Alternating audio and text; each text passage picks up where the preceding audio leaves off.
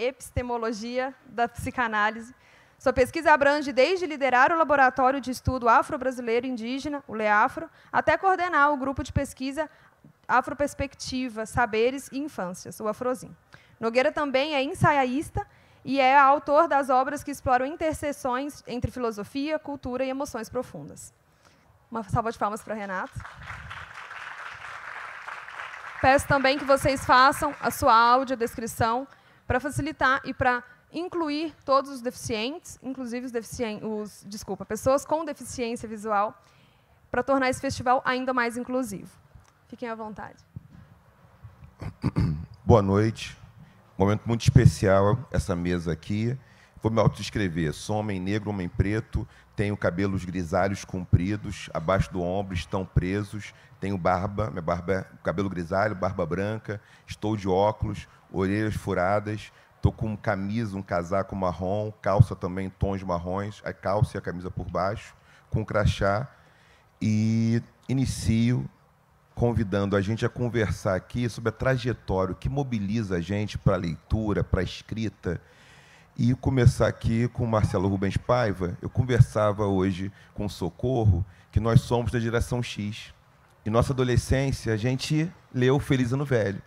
Então, aquele impacto da leitura. Então, a gente está aqui agora contigo, então a gente lembrando, poxa, foi isso mesmo, né? Posso falar a idade? Não vou falar a idade, mas posso falar a idade?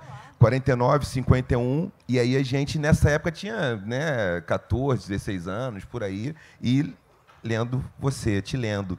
Então, começo com você. Marcelo, me fale um pouco da sua inspiração e como essa inspiração ela tem a ver com esperança, que parece que sempre está com você. Boa noite. É uma honra estar aqui pela terceira vez na Filial Araxá. Eu estou todo de preto, muito fácil. Calça preta, camisa preta, tênis branco, uma cadeira de rodas preta, uma boina preta, barbinha branca. E eu acho que você pode falar deficiente, sim, viu? Eu não gosto de portador de deficiência, acho muito longo, muito complicado. Eu não sei se algum deficiente já reclamou, mas pode falar deficiente, não tem problema nenhum. Deficiente visual. Aliás, você falou hoje, né? Surda, né? Sua filha é surda, né? É isso, é surda, né? Não é deficiente auditivo. Oi? Ela fala surda, né? Então, a gente fala assim mesmo. Deficiente, cadeirante, surda, cego, mas enfim. Só um parênteses. Aliás, nem é um parênteses, faz parte até do que eu vou comentar.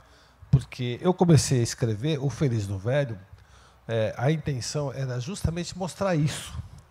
Mostrar que a gente não é tão chato, a gente não é tão rigoroso com as coisas. A gente quer contar a nossa história, a gente quer ser tratado de igual para igual, a gente quer ser inserido, a gente quer namorar, a gente quer estudar, a gente quer trabalhar, a gente quer ser o que a gente, o que todo ser humano é, né? Sem as suas limitações físicas. Nós sofremos um acidente, no meu caso, ou nascemos, no caso das pessoas com deficiência adquirida, nos considerando normais, a gente não se olha como deficiente, a gente se olha como uma pessoa normal, e que tem os mesmos desejos, as mesmas fantasias, as mesmas ambições que as pessoas não deficientes. Nada nos difere de uma pessoa não deficiente, a não ser o fato de termos ou dificuldade auditiva, ou dificuldade visual, ou dificuldade motora, ou intelectual, né? E eu acho que o Feliz no Velho foi um pouco nesse sentido. A intenção foi essa. Eu tive uma carreira bastante diferente da carreira da maioria dos escritores. Tive uma sorte tremenda de o Caio Graco, que era o dono da melhor editora brasileira naquela época, que era a Brasiliense. Se não era a melhor, pelo menos era a mais agitada, a mais reveladora. Que montou uma coleção literária de novos autores, porque nós estávamos saindo da ditadura, Era 82, 81, 82. E durante a ditadura, esses autores eles tinham dificuldade de publicação porque as editoras viviam uma pressão muito grande por conta do prejuízo que daria se você lançasse o livro e ele fosse censurado, o que era uma praxe do regime militar, no cinema, no teatro e na literatura. Os livros eram recolhidos. Então, você imagine, falando agora em negócios, você investir um dinheiro numa tiragem, numa publicação, um sujeito passar 1, 2 anos escrevendo um livro e, por conta de um capricho de um censor, né, que não gostou da história, como, por exemplo, Feliz Ano Novo, do Rubem Fonseca, né, achou uma história muito violenta, degradante, recolhe o livro. Então, todo mundo está num prejuízo enorme e isso fez com que a literatura se encolhesse muito naquela época. Não havia diversidade, não havia novos autores, não havia autores que provocassem questionamentos sobre o que a gente estava vivendo, a não ser os próprios clássicos, que ficavam sendo reeditados. Quando o Caio Graco fez a coleção Cantadas Literárias, que foi essa coleção que trouxe novos autores, entre eles o Reinaldo Moraes, que foi um dos primeiros a serem publicados, o Caio Fernando Abreu, Raduan Nassar, Ana Cristina César, Cacaso, Leminski. Eu fui convidado para escrever nessa coleção. E a ideia do Caio Graco foi: por que você não escreve aquilo que está te acontecendo? Eu tinha sofrido um acidente 2 anos antes, estava vivendo o auge da vida universitária e, de repente, estava em casa repensando toda a vida, me movimentando de outra forma, me vendo de outra forma e tendo que mudar toda a perspectiva do meu planejamento profissional, como fazer agora para ganhar dinheiro, para ser uma pessoa inserida, né? E aí essa oportunidade de ele me oferecer um espaço é algo que muito raramente um escritor tem, né? De uma pessoa que tinha escrito em fanzines alternativos, que é o que eu fazia antes, tinha escrito um ou outro conto e tinha escrito algumas coisas no jornal literário que ele tinha, que chamava Leia Livros. Ele gostava do meu estilo, ele entendia o meu estilo muito coloquial, de buscar referências com a cultura de massas, com rock and roll, falar dos bastidores e dos segredos de uma geração que vivia sob a ditadura, mas que não deixou de amar, não deixou de experimentar novas experiências. Acabei escrevendo um livro em que eu falava muito mais disso até do que um drama familiar, que foi o desaparecimento do meu pai 10 anos antes. E foi até interessante, porque a primeira versão que eu entreguei do livro, alguém da editora falou: "Poxa, mas ele não vai falar do pai dele?" E eu falei: "Nossa, é verdade, eu tenho que falar do meu pai." Por quê? Porque também era uma segunda obrigação, uma segunda missão nossa de recontar a história do Brasil da forma como realmente ocorreu. A nossa visão, como dizia o Nicolau Tchevchenko, a visão dos perdedores, né? Tem a visão dos vencedores, que é a versão oficial, e tem a versão dos perdedores, que se dá através da literatura, do teatro, né? O Tchevchenko fala isso baseado em sua tese sobre os sertões, em que o Euclides da Cunha, inicialmente ele escreve sobre Antônio Conselheiro na visão dos vencedores, né, do Estado de São Paulo, jornal republicano, acusando aquele movimento de ser um movimento de fanáticos que queriam a volta da monarquia, o que não era verdade. E, ao chegar lá e ver as várias batalhas e guerras e massacres que ocorreram, escreveu o livro Os Sertões, que é a versão dos vencedores, a versão do Antônio Conselheiro, que está no 2º capítulo, O Homem, e a versão de Canudos, que está no 3º capítulo, A Luta. E então, além de eu tentar mostrar para a sociedade, para as pessoas que iriam ler aquele livro, que eu pensei que fossem poucas, como é que um deficiente está querendo que você enxergue ele, eu também tinha que relembrar a história do desaparecimento do meu pai. E aí aprendi que a literatura tem essa, vou usar essa expressão do Nicolau Tchevchenko, essa missão de resgatar a memória, de resgatar a diversidade, de resgatar os conflitos humanos mais secretos e mais doloridos, aquilo que a gente guardou em segredo durante muitos anos. Por exemplo, agora a Tatiana Levi está escrevendo um livro sobre um assédio que ela sofreu. Só agora ela está escrevendo esse livro, está publicando esse livro. E isso acontece como uma forma de a gente encontrar uma válvula de escape para debater os problemas sociais, os problemas psicológicos, os problemas humanos, que não são poucos, né? E é curioso, eu só vou terminar agora, que eu comecei com o Feliz no Velho, passei por vários livros, e há 2 anos atrás,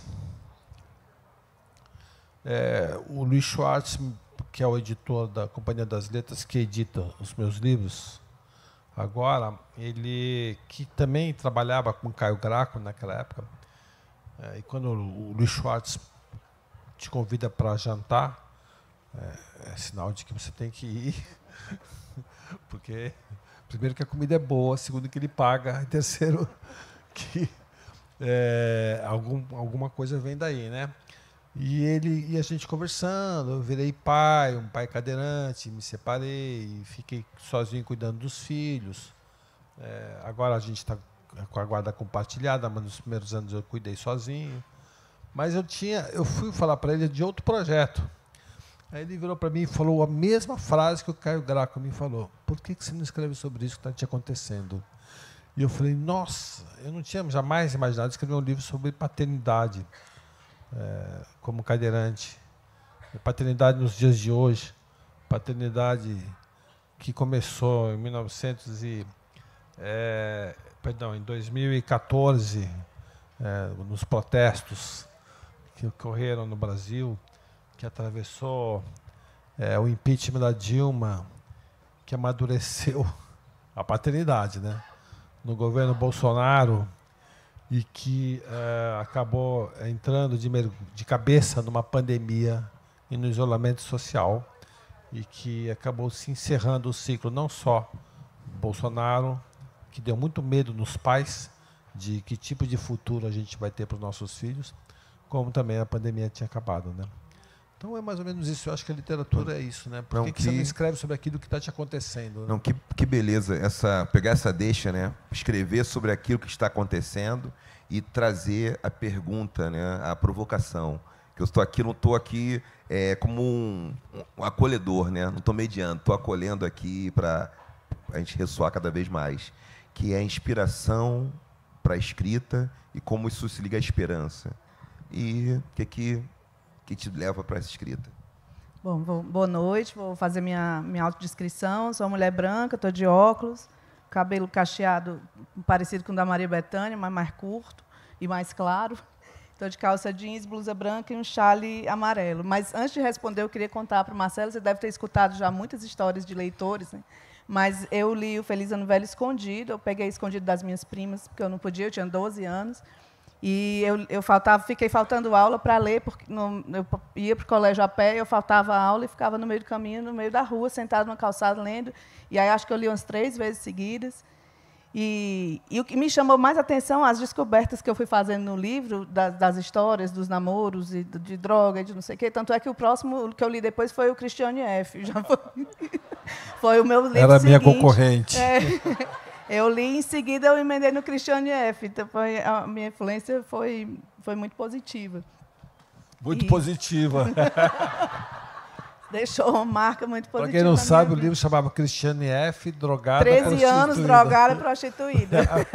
A experiência positiva que ela teve. Um livro também que eu peguei aos 13 anos. Aos 13 anos, contato com esse Christiane F. Porque eu estava contando antes, né? Contar rapidinho. Meu pai era militar, abandonou a carreira militar na Marinha para ser representante comercial de livros depois de discos. Lá em casa era só livro e disco. Aí sempre tinha de tudo. Aí eu pegava e peguei. Tu pegou o Christiane F. depois do tinha Feliz como, Ano né? Velho? Peguei também.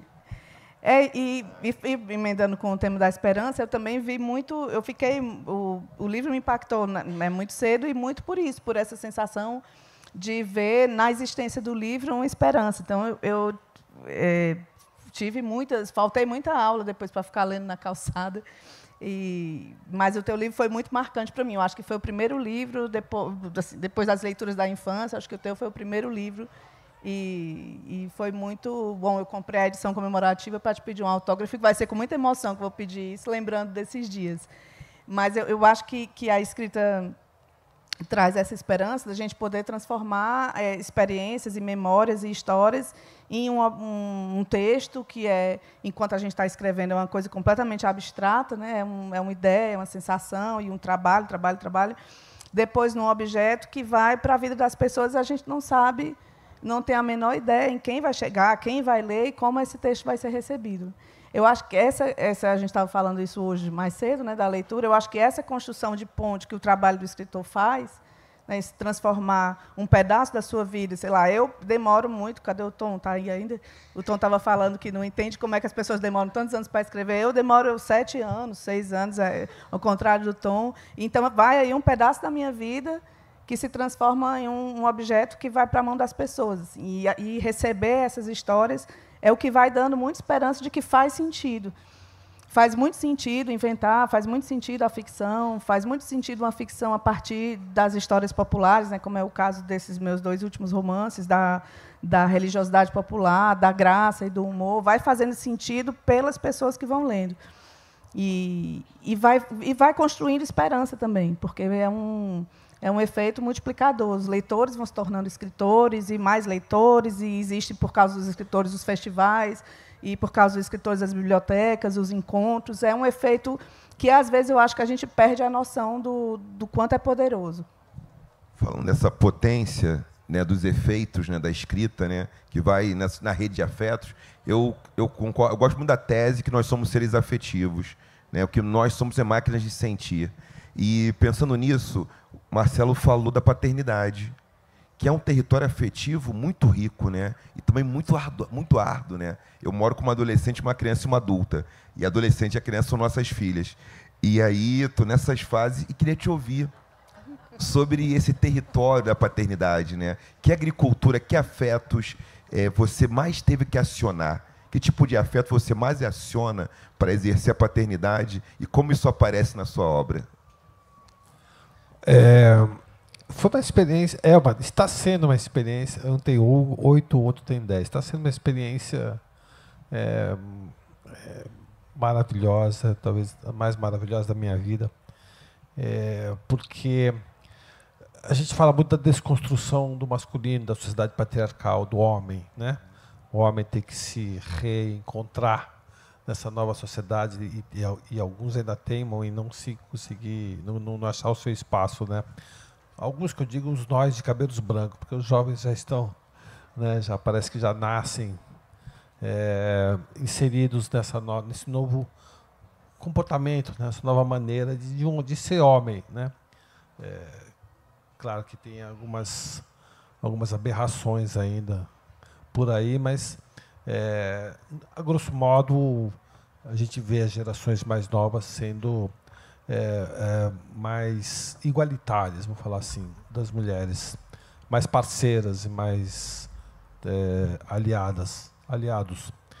E nesse caso foi bastante peculiar, porque eu cuidei dos filhos, né? Um tinha 2, outro tinha 4. E antes disso eu me achava um pai super presente e descobri que eu era muito pouco presente. Eu ainda vivia numa sociedade patriarcal em que o homem é relegado a alguns papéis, mas não todos, né? Eu lembro, por exemplo, que quando a gente se separou, eu não sabia quantas gotas de alívio tinha que dar, de Novalgina, não sabia a carteira de vacinação onde é que estava, eu não sabia acompanhar a carteira de vacinação, não sabia nem onde vacinava, não sabia trocar fralda. E eu tive que dar um Google para saber como é que se troca uma fralda. Não sabia fazer mamadeira. Como é que é? Quem me ensinou a fazer mamadeira foi meu filho mais velho, que tinha 4. E vivi com esses 2 garotos, 2 moleques, de uma forma assim, de muita parceria. Eu falei para eles, olha, teu pai é cadeirante, teu pai tem limitações, mas teu pai quer acertar. Nós estamos sem a mãe. Então vamos ter que aqui encontrar uma maneira de a gente conseguir ter uma rotina razoavelmente sem grandes problemas, né? E com isso eu acabei criando 2 seres, primeiro, muito solidários entre si e comigo, e muito independentes perto de outras crianças. Então, por exemplo, teve a pandemia e a gente não tinha ninguém para nos ajudar. Nós estávamos os 3 em isolamento social. E eu fazia a Operação Chihiro, eu chamava Chihiro. Quem viu o filme, lembra da Chihiro, que passava paninho assim no castelo que ela estava, né? E eu gritava, Chihiro! E os 2 pegavam o paninho e passavam. Um com 3, outro com 6. Um deles cozinhava, outro lavava a louça. Eu tenho um filho que cozinha desde os 6 anos. Né? Macarrão, ovo, várias comidas. Eles lavam a louça, eles têm uma forma... E a independência deles, aquela coisa de pais, especialmente mães, que dão um banho na criança, limpam tudo. Não, você vai ter que fazer sozinho. Passar fio dental, eu ensinava e você vai ter que fazer. E eles fazem. E hoje são 2 crianças completamente independentes no prédio. Não sei se a Elisa está aqui, não está, né? Meus filhos são amigos dos filhos da Elisa. E da Bianca, que a filha chama Elisa. Ela saiu, a Bianca, né? Está no autógrafo. Está no autógrafo. Tá autografando. Então, no meu prédio, a gente mora em 5 torres, numa quadra lá em São Paulo. Aliás, tem muitos escritores. A gente estava conversando ali agora, que a gente tinha que fazer uma prédio. Porque daria ótimas... A gente acabou de ter essa ideia aqui. Daria ótimas... Tem o Reinaldo Moraes, que mora lá. Tem vários escritores moram lá. Vila Madalena, né? Perdiz, Maré, aí junta aquela gangue. E aí os meus filhos, eles se viram pelo prédio, entendeu? Desde pequenininhos, sobem, descem, às vezes vão na casa de uma vizinha. E aí virou também, por causa da pandemia, virou uma certa comunidade de portas destrancadas, porque daí as crianças iam pegar o doce na casa da menina que comprava doce, pegava comida, sal, sabe? Virou uma comunidade. E eu acho que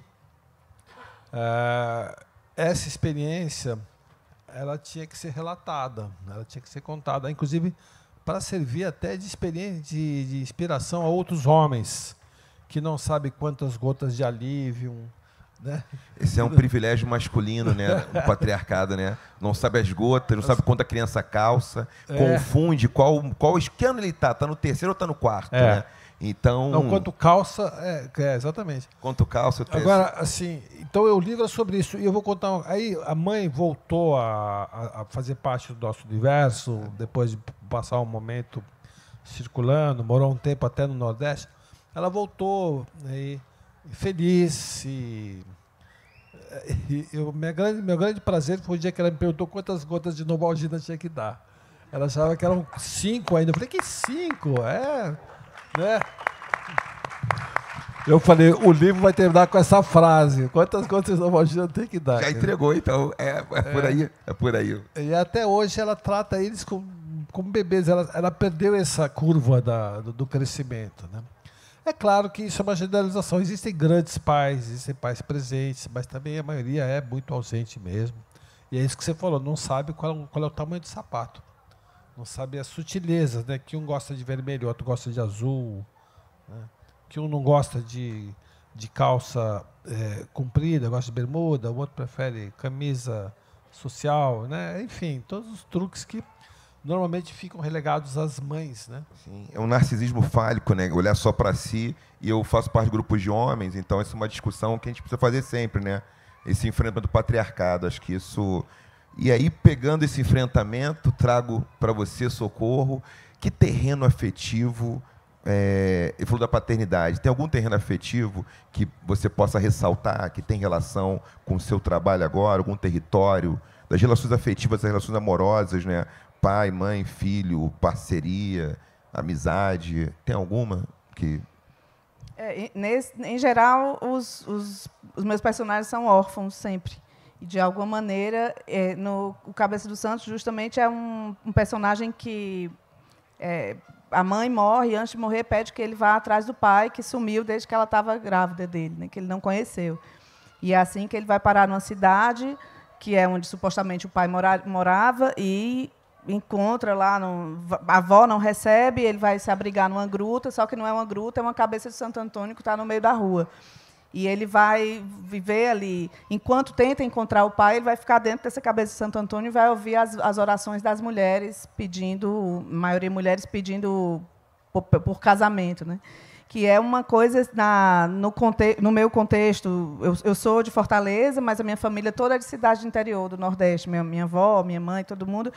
E isso foi tudo muito. A minha criação foi muito feita por essas mulheres que viveram essa ausência paterna mesmo, de pais presentes, de uma maneira muito intensa. E o livro acaba colocando muito isso em perspectiva, né? Mas colocando também a força dessas mulheres em perspectiva, sem romantizar, mas deixando muito claro que é a força dessas mulheres que move o mundo, na verdade, no fim das contas. E mesmo que essa força seja enfraquecida, tentem enfraquecer, mas é a força feminina que move o mundo.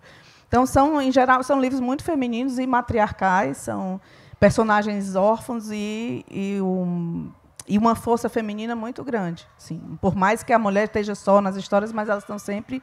Porque tem uma coisa nesse livro, inclusive, sobre as mães das famílias, que uma pessoa me disse que eu tinha exagerado, porque era um livro escrito que eu comecei a escrever numa oficina com Gabriel Garcia Marques, que eu tinha exagerado, porque as mulheres do livro sempre sabiam a hora que vão morrer. No livro, as personagens avisam quando é que vão morrer, mas a minha família, a minha mãe, a minha avó, a minha bisavó, todas avisaram, disseram quando é que iam morrer, muito claramente, de forma muito tranquila, para deixar as coisas resolvidas. Uma preocupação de morrer e deixar tudo resolvido. Então, tem muito essa presença. Assim, não tem como não ter. Com a minha criação e com a história desse... Mas as mulheres do Nordeste têm uma fama de mulher forte também. Tem as grandes matriarcas. Assim, a minha avó, por exemplo, queria fugir com o Lampião. Foi meu bisavô que não deixou. Ela matou o ladrão e não tinha o menor problema em falar disso. Estava com os filhos em casa, sozinha, 6 filhos. O ladrão entrou, ela atirou. Ela atirava bem. E ela contava todo domingo. Eu gosto muito dessa história. Eu fui criada pela minha avó. E todo domingo ela pedia para eu comprar cerveja para ela escondido. Todo mundo sabia em casa, porque eu tinha, 8 anos. Antes de ler o Feliz Ano Velho, eu já estava comprando cerveja, então nem foi culpa tua. Então, ela pedia... Preparação, preparando já para... Ela me dava um picolé em troca de comprar a cerveja escondida. Aí eu comprava a cerveja escondida, trazia, ela tomava, e na primeira metade, ela começava a contar. Que foi meu pai estragou minha vida, porque o Lampião, ela era do Rio Grande do Norte, o Lampião passou muito perto da cidade dela e, antes de passar, disse que tinha sequestrado um casal de idosos e queria trocar por uma moça bonita. E minha avó se achava muito bonita, e era muito bonita, e ela chegou o pai dela e disse, eu quero salvar os idosos, eu quero ir com o Lampião. Aí meu bisavô disse, não vai de jeito nenhum, eu vou, sim, eu quero ir, eu quero ser a mulher dele. E aí eles ficaram escondidos numa fazenda 3 dias comendo melancia para que ela não fosse com o bando Lampião, não era para o Lampião não atacar a família. E ela não foi, então, e passou a vida se lamentando, a vida inteira. Então, todo domingo... Desculpa, qual é o nome da sua avó? Sebastiana Bonita. Sebastiana Bonita, seria, né? Ela passou a vida tomando uma cerveja domingo, ela ficava bêbada rápido, e aí começava, meu pai estragou minha vida, se eu tivesse ido com o Lampião, era diferente, não tinha acontecido, né? Contava todas as desgraças. Então, eu fui criada por essa avó, que matava os bandidos, que queria ter fugido com o Lampião. E... Que beleza, que história bonita. Que história... Excelente. E essa avó... E essa cabeça de santo, né? Que agora eu vi que é o Santo Antônio ouvindo reza de amor, né? Reza para poder encontrar o amor. E falando em encontrar o amor, né? Fico pensando numa política também, né? Que a política atravessa, né, o contexto. Tem uma atmosfera política que atravessa o Felizardo Velho e outras tantas obras. E aí, como você vê, né? Como você percebe, o que você diria hoje sobre afetos, amorosidade, política? Que relação você percebe entre essas coisas hoje? E na sua obra isso acaba... É. Quando o Luiz Schwartz falou, por que você não escreve sobre isso, Bolsonaro não ia entrar no livro sobre minha paternidade, né? Não tinha nenhum porquê disso. Mas tinha muita relação.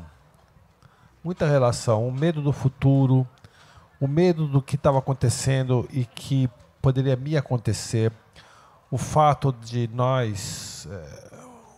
da esquerda termos sido perseguidos pelo governo Bolsonaro, as artes, a literatura, o jornalismo, exatamente o que eu fazia, que eu faço ainda, né? O teatro, o cinema, quer dizer, faziam-se 200 produções de cinema por ano, depois do governo Temer passou a praticamente zero, né? E eu vivia disso, eu vivia de roteiro de cinema, vivia de literatura, vivia de teatro, de dar palestra, de encontros. Então foi assim uma preocupação de que tipo de vida eu vou dar a essas crianças no mundo em que o pai não consegue mais ganhar para sobreviver, não consegue pagar as escolas deles e que há tanto ódio sendo disseminado, né? E sendo instalado no dia a dia, porque o ódio, inclusive, estava nas nossas varandas, né? A gente via do prédio, né? Quem é que apoiava tudo aquilo e quem queria mudar tudo aquilo. Então, o Bolsonaro acabou entrando no meu livro. E eu por uma curiosidade, eu acabei dando uma pesquisei, ele foi citado 78 vezes. O nome Bolsonaro. Eu falei, não, é demais, cara. Por que esse... Que cancro, né? Que tá... É um carrapato, né? Que tá sugando um pouco a nossa paz, né? E, na verdade, é uma coisa muito casual na minha vida, injusta até, porque o Bolsonaro me odeia, né? Me odeia minha família, a família Rubens Paiva, porque ele nasceu em Eldorado Paulista, ele se criou em Eldorado Paulista, onde meu avô tinha uma fazenda, e onde o Lamarca instaurou a guerrilha do Vale do Ribeira. E ele sempre achou que meu pai tinha dado armas e dinheiro para o Lamarca fazer a guerrilha. Só que meu pai era brigado com meu avô, e meu pai se mudou para o Rio de Janeiro, nós não íamos nessa fazenda. Quem ia eram os irmãos do meu pai, meus tios e meus primos. Então ele achava que ele jogava futebol no campo do sítio do meu pai. Meu pai nunca teve sítio lá. E ele constantemente fazia discursos, inclusive durante a campanha, falando essas coisas, que o Bolsonaro, que o Rubens Paiva tinha dado metralhadoras para o Lamarca. E eu escrevi um livro sobre o Lamarca. Eu sei muito bem que o Lamarca fugiu do exército de Quitaúna com 37 metralhadoras, né? Que tinha o dinheiro do cofre do Ademar. Seria muito mais fácil o Lamarca dar dinheiro para meu pai do que meu pai dar dinheiro para o Lamarca. E então, assim, ele fez essa generalização e casualmente eu descobri isso pelas redes sociais, onde a gente também aprendeu a ver o ódio que algumas pessoas têm da gente, né? e entre si, quando citavam assim, Marcelo, tudo começou porque você não deu um sorvete para o Lamarca. Para o Bolsonaro. Eu falei, mas que é isso, né? Na biografia escrita por um dos filhos dele, não sei qual dos 4, dos 3, que chama... Ninguém sabe, né? Não, esse é o nome, mas a biografia, como é que é o nome? Ninguém sabe. Não precisa. Então, na biografia que escreveu durante a campanha, dizia que a fazenda do meu avô ficava a 2 quilômetros da cidade, que tinha uma praça, e que, segundo ele, os paivas iam em cavalo de raça, que era mentira, que era tudo pangaré, e os paivas, eu tinha 6 anos de idade, nem andava a cavalo naquela época. Iam para a fazenda, chupavam picolé e jogavam para os meninos mais pobres, porque a única chance que eles tinham de chupar um picolé era se fosse premiado. Tudo mentira. Fake news. Só fake news. Mas aí o pessoal falava no Twitter, por que você não deu o picolé pro Bolsonaro? Ela ficou com esse rancor a vida toda. Paiva não quiseram dar picolé pro Bolsonaro. Então, assim, o meu nome passou a ser vetado em todos os projetos culturais desse país. Né? Eu até brincava assim que, sabe aquele detector de metais do aeroporto? Deveria ser uma coisa assim de alumínio puro, porque o nome deve entrar no MEC, né, no Ministério da Cultura. Ele não é assim, virou Secretaria da Cultura, né? Lancine, estava um alarme, assim, porque começaram a pedir para tirar meu nome de projetos. E um projeto eu tirei. Eles não tiram. Tira meu nome, porque esse projeto eu quero que role. E rolou. E eu estava no projeto, mas tiraram meu nome. Me apareceu no meu projeto.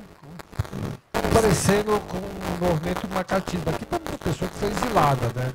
Ele foi exilado, né? Foi obrigado a ir embora do Brasil por ameaças. Quer dizer, não só nós, né? Muitas pessoas tiveram que se mandar, sofreram perseguições. Bom, todo mundo da área política, cultural, da área. Né? Então, isso, infelizmente, Bolsonaro teve 76 citações no meu livro. Tirou 2, né? Seriam umas 76. Você sabe que eu tentei tirar os nomes, né? Vou colocar o presidente, colocar aquele lá, alguma coisa, porque não dava, né? Mas que beleza, você compartilha essas histórias, teus receios, teus medos, compartilha isso, que beleza, né? E também essa atmosfera que atingiu todos nós. Eu acho que foi um pânico, e sem contar que também a gente tem que lembrar que nós tínhamos uma pandemia e um governo que negava a pandemia, né? E negava a vacina. Isso foi engraçado. Oi? Uma distopia. Engraçado, que a gente pode me corrigir, mas teve o mesmo movimento na febre espanhola, na gripe espanhola, que a literatura não abordou esse tema, porque até me parece que tem uma carta do Lima Barreto cobrando as pessoas. Mas, cara, ninguém vai falar disso? Porque foi parecido, né? A gripe espanhola. Durou uns 2 anos também, matou acho que até mais gente. E acabou e ninguém abordava. Então eu falei, não, eu tenho que abordar a pandemia. E é engraçado que eu dei para uma amiga minha ler, a minha terapeuta ler, e ela, engraçado que eu chamar de minha amiga, né? A minha terapeuta, meu amigo, é amizade, né? Eu dei para ela ler e ela falou que na parte da pandemia ela parou. Porque foi um gatilho para lembrar dos problemas que ela teve com a filha naquele período, da ansiedade que a filha teve. Então, eu não fugi do tema cadeirante, UTI, drogas, aos 14, 15 anos, ditadura, eu não vou fugir de pandemia, de medo. Eu acho que a literatura tem que encarar isso, né?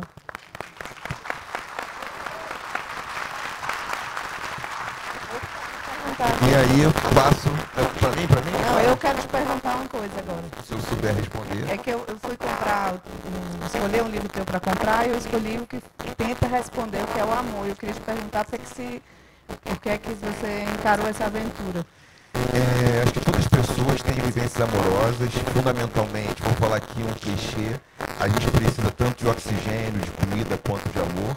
Amor é um afeto, né, catalisador de bem-estar, amor é um afeto organizador, né, nos mantém mais em equilíbrio, então a gente gosta tanto de amor.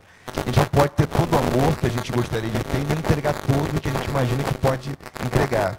Então, as minhas vivências amorosas, a terapia, as leituras na filosofia, me levaram a tentar encarar essa vivência tão importante, tão necessária.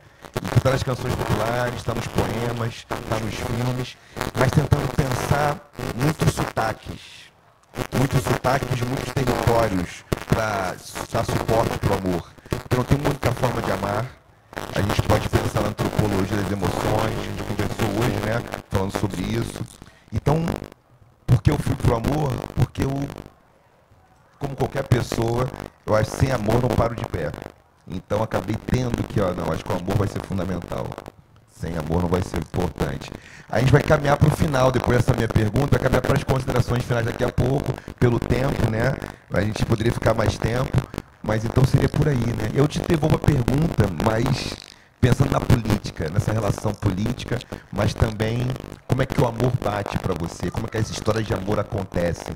Então, em poucas palavras, o meu interesse por esse tema tem a ver com um tipo de fantasia política que eu tenho, de que o mundo onde as pessoas preguem o amor na sua realidade, não vai ser um mundo que eu prego que eu vou amar todo mundo e todos com a mesma intensidade o tempo todo, mas eu vou amar o que é possível e eu vou ser capaz de não me relacionar com fraude e nem por favor com o outro.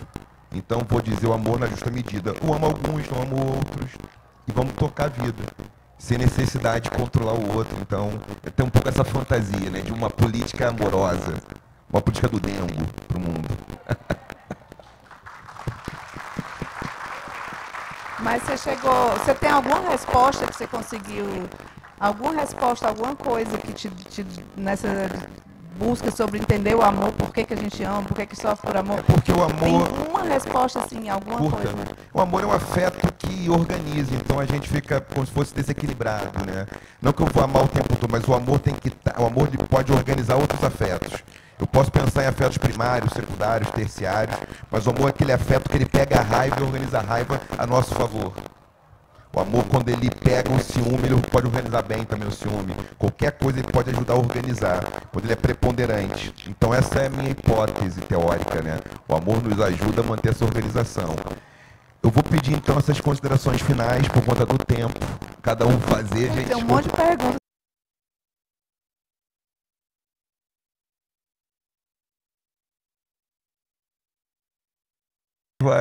Vou botar para vocês sobre o amor também. Vou lançar para vocês. O que é o amor para vocês? O que é o amor para Marcelo Rubens Paiva? O que é o amor para Socorro Racioli? E aí vai ser as palavras finais com amor, né?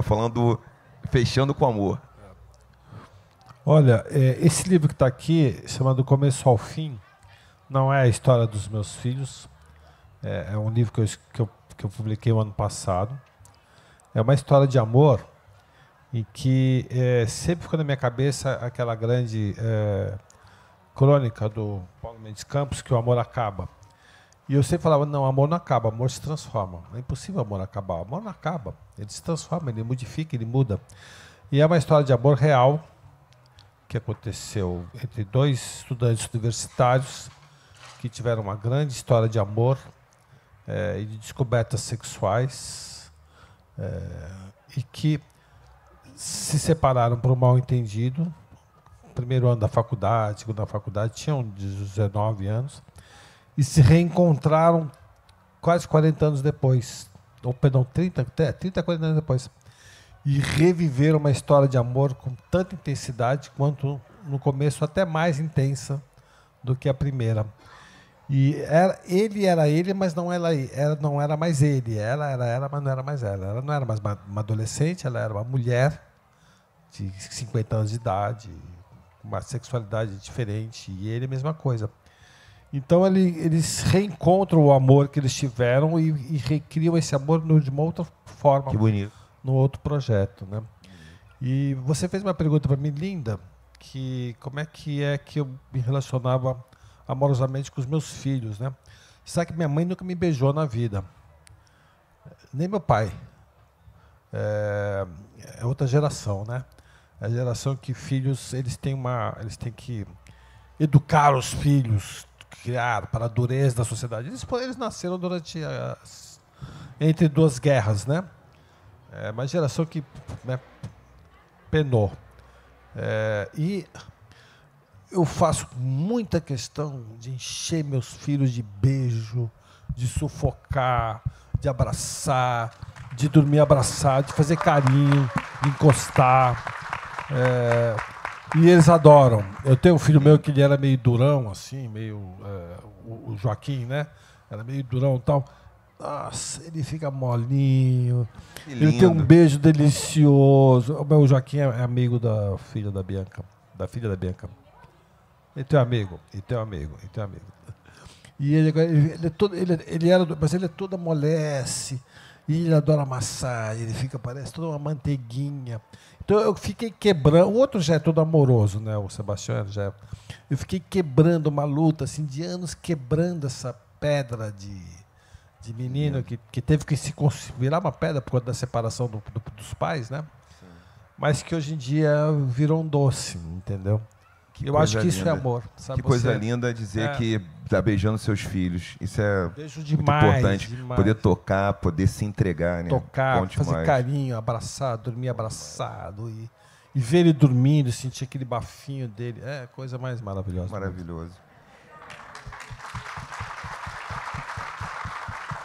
E agora com Socorro para dizer o amor, que esse é o encerramento, o que você diz sobre isso? É parecido. O amor, eu entendi o amor quando nasceram as minhas filhas, né? Eu tenho duas filhas com idade com 12 anos de diferença. Então são tipos de amor muito diferentes e de pessoas muito diferentes. Então, acompanhar o crescimento de duas pessoas, né? Colocar duas pessoas no mundo e ver essas pessoas crescendo. E as duas, eu acho, não sei se você vê isso, mas a coisa mais linda que eu acho são as duas, o amor você olhar os filhos, a cumplicidade e o amor dos seus filhos. Então, eu acho que eu entendi, comecei a entender, que eu não entendo nada, por isso que eu comprei teu livro, mas eu comecei a entender o amor quando as minhas filhas nasceram. Que lindo. Gente, com essa beleza de beijar os filhos, as filhas e os filhos, eu também moro com minhas filhas, e minha companheira, a gente encerra essa mesa e esperando que nos autógrafos aqui, que estarão ali autografando, a gente possa ter uma amorosidade que nos contagie para um mundo que caiba todo mundo. Muito obrigado. Que mesa maravilhosa. Obrigado.